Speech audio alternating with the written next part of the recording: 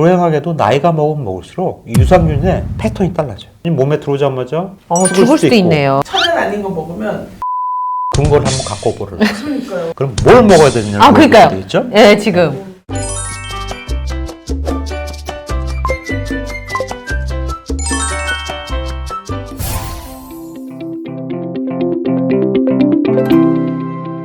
똑똑한 라이프톡 TV 함께 하시겠습니다. 오늘은요, 르셀 클리닉의 김상원 원장님 모시고 이야기를 나누겠습니다. 어서 오십시오. 안녕하세요. 저는 기본적으로 비타민 C는 꼭 드셔야 된다고 생각해요. 물론 비타민 C가 위장장애가 산도가 높기 때문에 위장장애가 있어요. 그리고 흡수율도 굉장히 많이 떨어지고, 비타민 C는 천연이나 합성이나 과학적으로는 효과는 똑같습니다. 너무 천연에 급급하실 필요 없고. 네. 천연 아닌 거 먹으면 진짜 오히려 활성산소를 더 일으키고 근거를 한번 갖고 오보를. 그러니까요. 의학은 비싸잖아요. 의학은 과학입니다. 아프지 않아도 저는 귀가 귀가 얇아가지고 저한테 오시면 제가 귀를 비타민 C는 네. 위장장애 있기 때문에 밥 먹자마자 바로 드시거나, 요즘은 네. 또 비타민 C가 산도를 위해서 낫게끔 하는 또 비타민 C가 나와요. 그리고 비타민 C는 대부분 12시간밖에 안 가요. 그렇기 때문에 아침 저녁으로 드시는 게 좋고, 아침 저녁. 용량은 한 1000 정도 네. 한 번 드실 때. 그 다음에 또 드셔야 될 게 코엔자임 Q10이라고 있어요. 네. 콜레스테롤 낮추는 약, 스타틴 계열의 약을 드시는 분 보면 설명서에 코엔자임 Q10을 먹으면 도움이 된다. 부작용 예방이. 이 콜레스테롤 낮추는 약이 간에 있는 미토콘드리아를 건드려가지고 간 수치가 올라가는 경우가 있다 그랬죠. 이 미토콘드리아를 보호해주는 역할이에요. 코엔자임 Q10이 사실 한 15년, 20년 전까지만 해도 이건 전문의약품이었어요. 네. 전문의약품 중에 약 용량이 얼마나냐면 10mg이 나왔어요. 지금은 건강식품으로 100mg이 나옵니다. 그렇게 많이 먹어도 돼요, 그러면? 최소한 100mg 먹어야지 효과를 봐요. 이거는 하루에 한 번만 드시면 돼요. 근데 이 코엔자임 Q10도 좀 주의하셔야 될 게 흡수율에 따라 가지고 작용하는 게 굉장히 많이 따릅니다. 어디 거라고는 전 얘기는 못하고. 그 다음에 하나가 또 꼭 드셔야 될 게 유산균이에요. 유산균이요? 유산균은 저는 꼭 드셔야 된다 생각해요. 저도 먹고 있고, 내가 먹는 것만 얘기하는 건 아니고 이건 제가 먹고 있습니다. 이 유산균이 어떤 역할을 하게 되냐면 우리 제2의 장기라고 해요. 공생관계예요. 유산균이랑 우리 몸이랑은 공생관계. 우리는 유산균한테 먹이를 주고, 네. 유산균은 좋은 물질을 만들어가지고 우리한테 주는 거죠. 아. 유산균에서 뇌 신경 전달 물질의 중에 세로토닌이라는 거가 있거든요. 기분 네. 좋게 해주는 물질에 90% 가까이 그쪽에서 만들어요. 그리고 면역세포를 만들게 되고, 면역의 70%를 책임지게 되고, 유산균이 사실 위에서 옛날에 알던 지식으로는 99%가 다 죽어요. 근데 재밌는 게 애들 분만할 때는 이 산도에서 질 쪽에서 애들이 유산균 샤워를 하고 있는 거예요. 유산균이 입술 콧구멍서부터 피부, 점막 다 있어요. 항문까지. 이게 나올 때 애가 유산균 샤워를 하고 나면서 흡입하는 거죠. 네. 그래가지고 이제 그 유산균이 애들한테 자리를 잡고 자라는 걸로 돼 있는데, 그러면은 제왕절개한 애들도 유산균이 똑같이 나와. 이상하잖아요? 어디서 온 걸까? 제왕절개했는데 산도에서 안 나온 거. 그래가지고 보니까 엄마의 유주배설, 모유에서. 모유에서. 그래가지고 모유 유산균은 뭔가? 그래서 찾아봤더니 애가 그걸 마시면은 그게 자라가지고 항문에 저 대변까지 나오는 거야. 살아있는 거네요? 이 모유 유산균이라는 건데, 이게 모유 유산균은 우리가 위산에 나오는 산을 네. 바깥으로 배설하는 역할이에요. 난 그거를 보고 난 다음에 모유 유산균을 먹어야 된다고 생각하고, 요즘 아마 대부분 모유 유산균이 많이 나올 겁니다. 불행하게도 나이가 먹으면 먹을수록 이 유산균의 패턴이 달라져요. 좋은 유산균은 사라지고 안 좋은 그 장균 쪽만 자꾸 늘어나는 거예요. 그렇기 때문에 유산균을 보충을 해주는 걸 원칙으로 하시는 게 좋습니다. 제대로 된 유산균을 드시는 게 좋은데, 네. 사실 우리 유산균이 죽은 것도 많아요. 시중에 돌아다니면은 뭐 그중에 캡슐에 있으니까 죽을 수도 있고, 있네요. 살 수도 있고. 근데 그런 조사가 전혀 안 돼 있죠. 뭐 냉장 보관하는 유산균이 있어요. 있어요. 이 냉장 보관하는 유산균이 몸에 들어오자마자 균이 달라지면 어떻게 되겠어요? 죽겠죠. 죽는 거, 어머. 이런 게 우리가 한번 뒤돌아봐야 된다고 생각하는데, 유산균은 아마 방송에 저만큼 많이 하는 사람도 없을 거예요. 나는 우리 집안 식구부터 무슨 약이든 다 먼저 먹여봐요. 미안한 얘기지만. 우리 애들이 다 이른바 그 어려운 용어로 급동하는 친구들인데, 아빠 잠깐 차 좀 세워봐, 이런 애들이에요. 근데 이걸 먹고 다 없어졌어요. 불가리아 구경개업에서 만드는 건데, 똑같은 균인데 너네들 뭐 다른 거 넣는 거 아니냐 물어봤더니, 우리나라가 물이랑 공기가 좋아서 그런 거 아니냐. 좋은 유산균이면 온몸에 다 작용한다고 보시면 돼요. 특별히 어디 좋다는 거는 거기에 대해서 연구를 더 했다는 거죠. 뭐 3가지 정도 드시고, 비타민 B 정도, B군. 종합 비타민은 들지 마세요. 종합 비타민제에 있는 거는 우리가 뭐 각기병이라든지 구루병 같은 그 병이 안 가게끔 최소 용량만 다 들어가 있는 겁니다. 그걸 과연 먹어가지고 무슨 도움이 되겠어요? 근데 이제 사람마다 상황이 좀 다르니까 나한테 좀 필요한 뭐 영양제를 좀 먹어두면 좀 좋을 만한 게 있을까요? 사람마다 다 달라요. 예. 비타민이라는 게 어떠냐면 내가 진짜 영양 관리를 잘하고 잘 관리를 하고 있으면 별로 도움이 안 돼요. 맛있는 갈비집 가는데 라면이랑 뭐 햄버거랑 먹고 가면 맛이 없죠. 그렇죠. 배부른데 뭐. 그만큼 효과를 못 보는 거랑 똑같아요. 이 비타민들은 흡수율들이 한 5%, 진짜 피곤하거나 힘들 때는 링거를 맞는 게 사실은 링거는 100% 흡수가 되니까 도움이 되는데, 아까 또 미토콘드리아 얘기를 하면은 음식물을 먹게 되면 탄수화물, 당분, 지방으로 바뀌어가지고 이 미토콘드리아 세포 안으로 들어가야지 에너지가 나와요. 네. 근데 이 미토콘드리아 공장에 문이 있어요. 예. 문이 열려야 됩니다. 근데 문이 비타민이 부족한 문이 안 열려요. 어머. 쉽게 가면 문 여는 비타민이 없게 되면은 먹으면 어떻게 되겠습니까? 들어가질 못하니까 지방으로 다 축적이 돼요. 그 다음에 공장을 안 돌아가니까 기운은 없죠. 대표적인 게 뚱뚱해가지고 많이 먹는데 구박 나지 이렇게 좋은 사람들 있죠. 이런 사람들 대표적인 그 문이 안 열리는 사람들이라고 보시면 돼요. 이게 필요한 게 비타민 B1, B2, B3, B5, 그 다음에 리포익산이라는 게 있어요. 그 5가지가 들어가야 되는데 저희 병원에서도 지금 시술하는 게 그 5가지를 넣어요. 그 다음에 분지아미노산이라고 얘기 들어보셨죠? 네. 분지아미노산은 어떠냐면 절식하면은 노화 방지 유전자인 썰투원 유전자가 발현이 되는데 그 썰투원 유전자를 자극시키는 분지아미노산이랑 같이 섞어가지고 하면은 환자가 벌떡 일어나죠. 영양제에 따라서 먹는 시간이나 용법이나 이런 게 꼭 지켜야 되거나 하는 부분들이 있을까요? 저는 너무 복잡하게 안 살았으면 좋겠어요. 식품 아니에요? 네. 말 그대로. 밥 건강식품? 먹자마자 네. 바로 먹거나 다른 네. 약 먹을 때 같이 먹거나 제산제랑 뭐 비타민C랑 먹지 마라 뭐 이런 얘기도 많지만 그래도 흡수되는 거 5%밖에 안 되고 안 먹는 거보다 낫고 그런 개념으로 좀 드시면 좋지 않을까 생각이 들어요. 그 원장님과 함께 이제 영양제에 대한 이야기를 쭉 나눴었는데 그냥 무분별하게 먹었던 것 같아요. 제가 혹시 나중에 시간이 되면은 네. 먹지 않았으면 좋은 거, 먹으나 마나 한 거, 꼭 먹어야 되는 거, 세 가지 정도는 나눠가지고 네. 한번 얘기했으면 좋겠는데 이건 아마 다른 데서 소송 걸 수도 있겠지만 소송 걸더라도 본인들이 자료가 신통치 않아요. 논문들이 건강식품이 요새 좋다고 나온 것들이 논문 하나예요. 뭐 2개, 3개인데 사실은 이 반대되는 논문들이 또 나오고 또 규합이 되고 통합이 돼가지고 최종적으로 나와야지만 그게 좋다라고 얘기할 수 있는 겁니다. 저는 사실은 좀 당부드리고 싶은 게 방송 심의하시는 분들도 논문을 받으면은 좀 제대로 처음부터 끝까지 읽어보고 이거 틀린 거에 대해서 지적해주고 못하게 해야 되는데 논문만 주면 읽지도 않고 그냥 통과시켜줘. 이런 잘못된 관행이 내가 보기에 국민 건강을 망치는 일이고. 근데 사실은 요즘에 유튜브에도 그 부적절한 건강 정보를 가장한 상업적인 메시지들이 원체 많아가지고 참 조심스럽기는 해요. 근데 우리도 만약에 시청률 올라가면 한 번 정도는 해야 되지 않을까요? 그러면 저희는 그래도 팩트에 기반해요. 양심적으로. 그럼요. 추천할 수 있는 것만. 신뢰에 기반해서 진짜 좋으면 좋다고 말씀드리는데. 그래야지 오래 가요, 방송도. 그럼요. 오늘은요, 여러분이 정말 관심 있어 하실 만한 주제입니다. 바로 오늘의 주제는 노화인데요. 우리가 노화를 늦추고 건강하게 살기 위해서 혹시 추천하실 방법이 있다면? 먹는 거가 가장 중요한 것 같아요. 먹는 거 중요해요? 먹는 게 우리가 운동이랑 먹는 거랑 하면 사람들은 뭐 반씩 중요하다고 생각하는데 사실은 먹는 게 한 7-80%, 운동이 10 내지 20%라고 생각하시면 될 것 같아요. 지금까지 현재까지 증명이 된 건 절식이에요. 그럼 굶으라고요? 굶는 게 아니죠. 칼로리를 낮게 먹는 거예요. 칼로리를 낮게 먹으면은 노화 예방하는 유전자가 발현이 됩니다. 썰투원 유전자라는 건데 이 절식이라는 거는 내가 먹는 칼로리에 평상 먹는 칼로리에 30 내지 60%를 적게 먹는 거예요. 3분의 1을 덜어내는 건데 우리가 장기적으로 보면 10%만 덜어내도 못 견뎌요. 사실 쉽지 않습니다. 꼭 찾아 먹게 돼요. 배고프니까 다른 걸로 어떻게든 벌충을 하게 되더라고요. 쥐로 수명으로 얘기하면 쥐 4-5개월 정도인데 인간 수명은 4년 정도 늘어나는 거예요. 만성 질환이 없어진다 그래요. 이 절식을 하기 위해서 가장 기본적인 게 탄수화물주예요. 간헐적 단식, 저탄, 고지 이런 거 많이 나오죠. 이런 게 어디서 발생이 된 거냐면 이슬람의 라마단에서 시작이 됐어요. 라마단 기간이 되면은 해 뜰 때, 그다음에 해가 질 때밖에 식사를 못 해요. 그렇죠. 하루 종일 굶잖아요, 낮에는. 그때가 되면은 당뇨 환자, 고혈압 환자, 만성 질환들이 확 줄어요. 왜 그렇게 좋아질까 해가지고 된 게 간헐적 단식이라는 게 그때부터 생긴 겁니다. 그 라마단처럼. 네네. 그러니까 쉽게 얘기하면 12시간만 금식해도 좋다는 얘기죠. 그러네요. 왜 이런 원리가 뭐냐면은 적게 먹게 되거나 12시간 이상 금식하게 되면 뇌에서는 영양분이 부족해. 빨리 지방을 녹여서 당분으로 만들어야 돼. 네. 근데 이게 너무 장기간 되면은 뇌가 잘 반응을 못 해요. 맞아요. 당분이 안 들어오니까. 말이 어눌해지고 사고가 이상해지고 또 가끔 만나다가 사람 사는데 쉽게 얘기하면 뭐 어른이 와가지고 야 오늘 중요한 일이니까 나와서 밥 먹었는데 저는 간헐적 단식 중입니다. 우리 사회생활하는 사람 도저히 불가능한 얘기예요. 맞아요.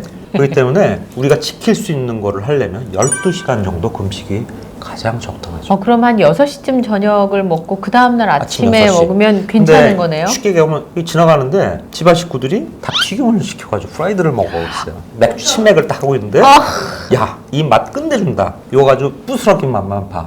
부스러기 먹죠? 그거는 12시간 금식이 아니에요. 왜냐면 뇌는 이미 조금만 들어다. 들어올 게 들어왔네. 지방 녹이지 마. 그 조금 먹어도요? 눈곱만큼만 먹어도 그 시간에는 물 이외에는 다른 거 드시면 안 돼요. 물만 가능하다. 그럼 뭘 먹어야 되나? 뭘 먹어요?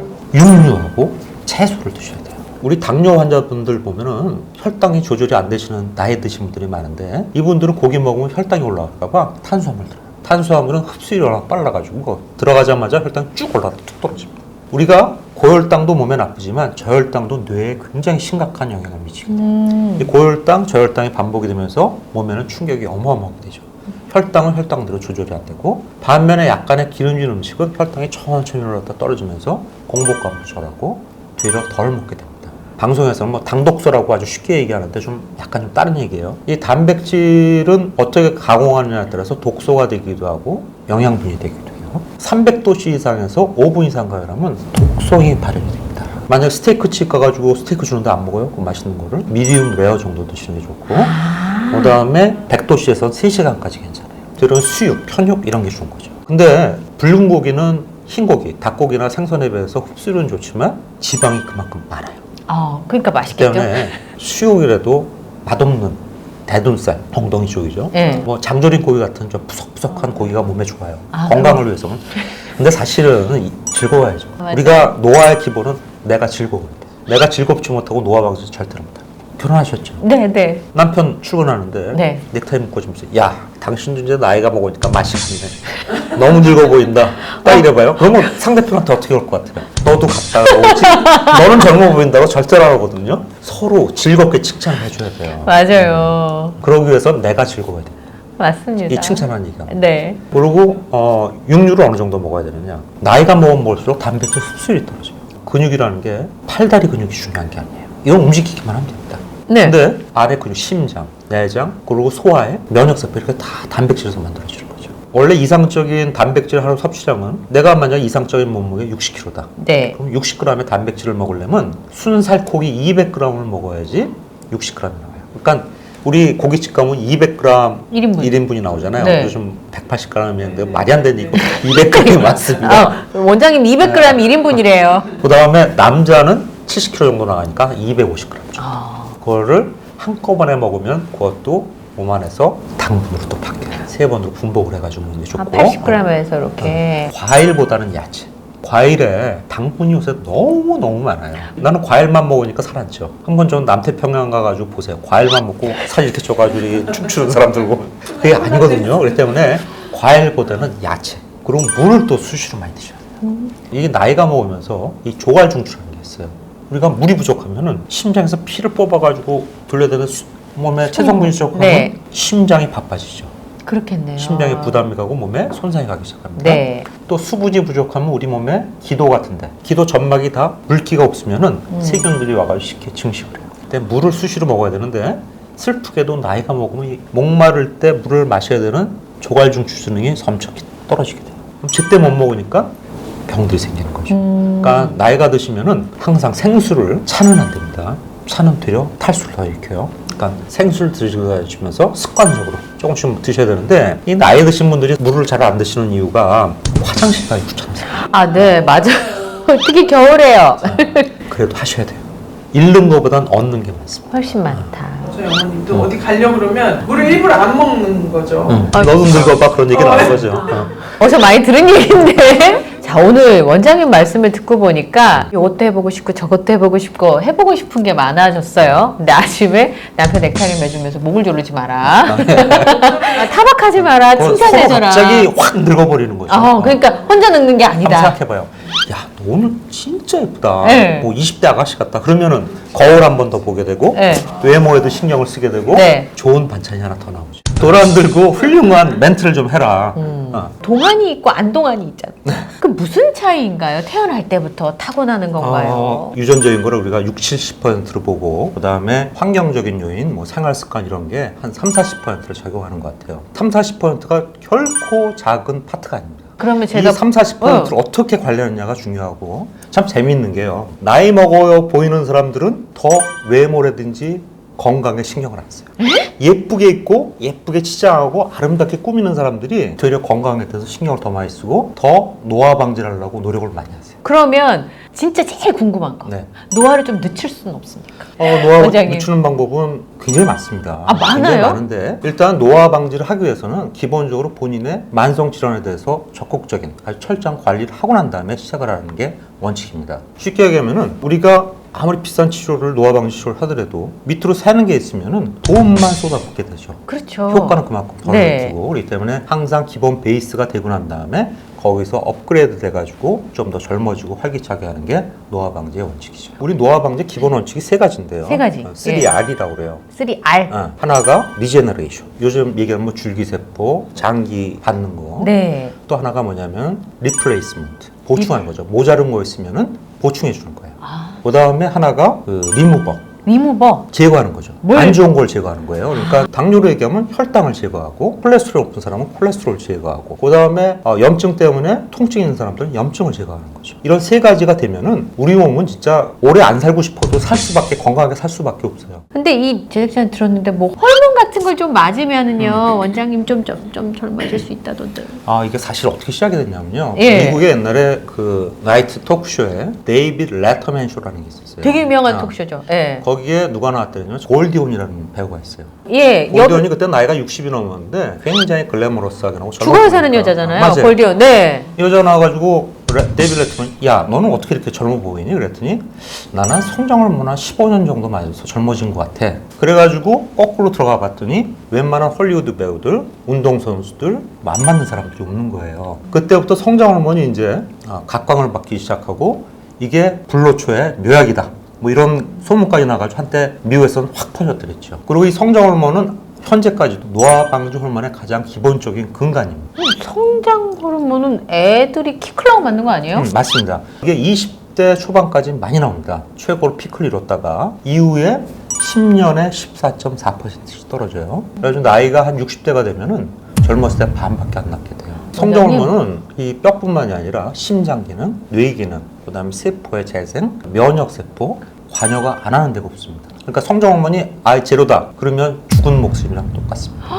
성장 호르몬 어디서 분비가 되냐면 뇌에 뇌하수체라고 있어요. 눈과 네. 눈 사이 요만한 엄지만한 데인데 그래서 네. 각종 호르몬이 다 나옵니다. 근데 선천적으로 뇌하수체에서 성장 호르몬이 잘 분비가 안 되는 사람들이 있어요. 네.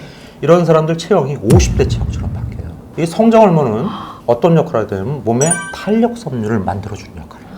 그러니까 20대인데도 탄력 섬유를 못 만드니까 어떻게 되겠습니까? 외모적으로 머리카락이나 네. 손톱이 얇아지기 시작하고 탄력 섬유라는 건 몸에 물기를 잡아주는 역할을 하게 되는데 물기를 못 잡아주니까 주름 많이 생겨. 주름이 많이 생기고 물기가 빠지고 거칠어지죠. 네. 그 다음에 팔다리 근육이 가늘어지고 허리 둘레 살이 찌는 일종의 거미형 체형이 돼요. 근데 이 사람들은 재밌는 게 모자란 것만큼만 딱 보충을 해주면은 네. 다시 머리카락이 두껍게 나오고 어머. 손톱이 두터워지고 주름이 없어지고 운동도 안 하는데 뱃살이 없어지고 팔다리가 다시 근육이 생겨요. 재밌잖아요? 너무 그쵸? 희한한데요? 아까 얘기했다시피 나이가 먹으면 먹을수록 성장 호르몬이 떨어지니까 네. 그러면 나이 먹은 사람한테 성장 호르몬을 주면 노화가 역전이 되지 않겠냐. 우리가 40대 이후에는 운동을 해도 근육이 잘 늘지 않고 지방이 잘 안 줄어요. 네, 맞아요. 그래가지고 6개월간 60세 이상의 남자들한테 성장 호르몬을 주고 난 다음에 운동도 안 시키고 검사를 딱 했더니 가짜 약을 치료한 군에 비해 가지고 근육이 늘고 지방이 줄어요. 저희 병원 환자들도 한 160명 정도를 검사한 자료가 있는데 1년 동안 딱 썼더니 지방이 20%가 줄고 세상에. 근육이 8.8%가 늘었어요. 근데 거기다 운동까지 하면 얼마나 많이 늘겠어요. 그래서 이런 개념을 해가지고 나이 먹은 사람한테 성장 호르몬을 쓰니까 이런 노화 현상이 역전이 되더라. 네. 이런 것 때문에 성장 호르몬을 노화 쪽의 대표적인 하나의 아티클로 쓰고 있는 겁니다. 대표적인. 우리 운동할 때도 내장 지방은 잘 안 빠져요.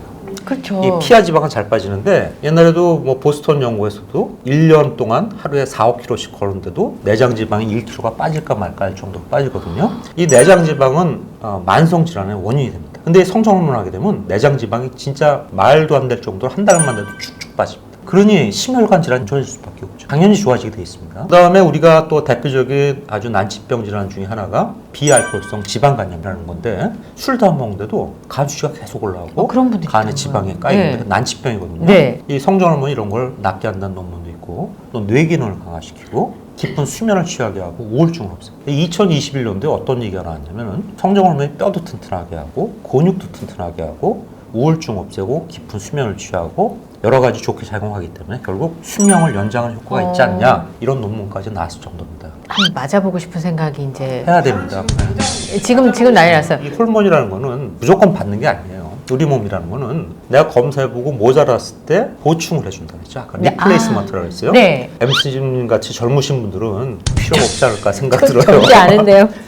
우리 몸은 남아도는데 외부에서 주면은 몸에서 안 만들어요. 아, 그럼 그러니까 딱 모자란 것만큼만 보충을 채워줘야 해주는 거죠. 되는군요. 그러면 가서 검사를 우선 해야 되겠네요. 그렇죠. 호르몬 검사를. 예. 제일 건강에 안 좋은 게 나는 안 좋을 것이라고 생각하는 게 가장 안 좋은 겁니다. 내가 무슨 병이 있을 것 같다 그러면 병이 생겨요. 그러니까 진짜요? 가셔서 꼭 검사해 보시고 요새 우리 성장호르몬 검사하는데도 한 10,000원 좀 넘어요. 굉장히 저렴하네요, 검사비가. 꼭 알아보는데 뭐 어때요? 혈액 검사할 때 한번 껴서 하는 거죠. 네. 성장호르몬은 순수한 아미노산이에요. 불과 10년 전까지만 해도 도핑 테스트에도 안 잡힐 정도로 우리 생물학적 동등성을 똑같이 갖고 있어요. 아, 그러니까 외모물질 부작용이 거의 있는 인생. 거죠. 부작용이 없군요. 그래서 주사 바늘도 눈에 보이지 않고 굉장히 가늘어요. 분자량도 인슐린보다 훨씬 커요. 한 4배 가까이 크죠. 그래서 절대로 입으로 흡수가 되거나 아니면 먹는 거로는 고기 먹는 것보다도 못한 효과를 볼 수가 있어요. 이때 피하 주사를 하는데 네. 이게 몸에서 한 10분, 20분 있다가 다 완전히 100% 배설이 됩니다.